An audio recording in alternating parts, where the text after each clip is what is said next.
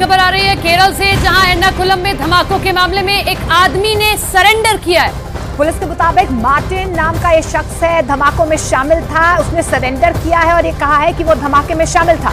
सूत्रों के मुताबिक इन धमाकों में पेट्रोल और बैटरी के साथ स्थानीय स्तर पर बने पटाखों के बारूद का इस्तेमाल किया गया था। इस बीच पुलिस को सीसीटीवी तस्वीरें भी सामने आई हैं और सीसीटीवी तस्वीरों में भी आरोपी शख्स नजर आ रहा है जिसने सरेंडर किया है और इस पूरे धमाके की जिम्मेदारी ली है। तो बड़ी खबर केरल के एर्नाकुलम से आप देख रहे हैं, जहां ये ब्लास्ट होता है, एक की जान चली जाती है, कई लोग घायल हो गए हैं।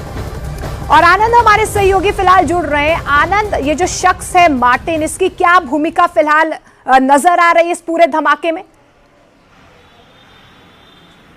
देखिए मोनिका, ये शख्स दावा कर रहा है कि ये इस ब्लास्ट के पीछे है। बता दें कि ये उसी समुदाय से आता है जिस ईसाई समुदाय की प्रार्थना सभा वहां पे चल रही थी।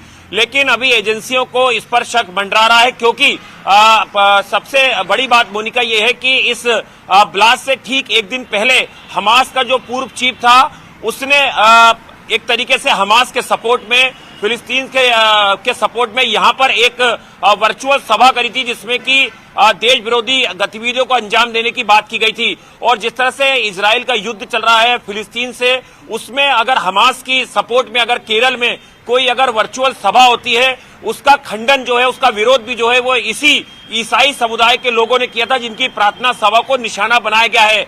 जो एजेंसी के सूत्र बता रहे हैं कि जिस प्रार्थना सभा को निशाना बनाया गया, जिसमें करीबन 2000 लोग शामिल थे, उसमें कई ऐसे नागरिक भी थे जो यहूदी विचारधारा से प्रभावित है या यहूदी थे। तो कहीं ना कहीं इससे एक आतंकवादी हमला देखकर एजेंसी अपनी जांच को आगे बढ़ा रही है। लेकिन इन सबके बीच में ये बताइए कि 2 दिन पहले किसी का संबोधन देना, उसके बाद में ये सब कुछ हो जाना, हमास से किस तरीके से कनेक्शन सामने आ रहा है? क्योंकि देश भर में अब अलर्ट जारी कर दिए गए इस ब्लास्ट के बाद। देखिए बिल्कुल सपना, अगर आप इसे देखें तो इसके तार बिल्कुल जुड़ते नजर आ रहे हैं, क्योंकि देखिए केरल में जिस ईसाइयों की प्रार्थना सभा पर हमला किया गया, उसी ईसाई समुदाय के लोगों ने इस बात की निंदा करी थी कि किस तरह से हमास को महिमा मंडित किया जा रहा है केरल में। और केरल में एक वर्चुअल रैली निकाली गई, जिसमें हमास का जो पूर्व चीफ था, उसने उसमें एक संबोधन दिया। उसने अरबी भाषा में कई ऐसी भड़काऊ चीजें बोली जो भारत के खिलाफ थी और यहूदियों के खिलाफ थी, और हमास को उसने एक महिमा मंडित करने की कोशिश की। उसके बाद जब ईसाइयों ने इस बात का खंडन किया, इस बात की निंदा की, और उसके बाद ये अचानक से ये ब्लास्ट होता है। आनंद, कई पहलू सामने आ रहे हैं जो जांच का विषय है।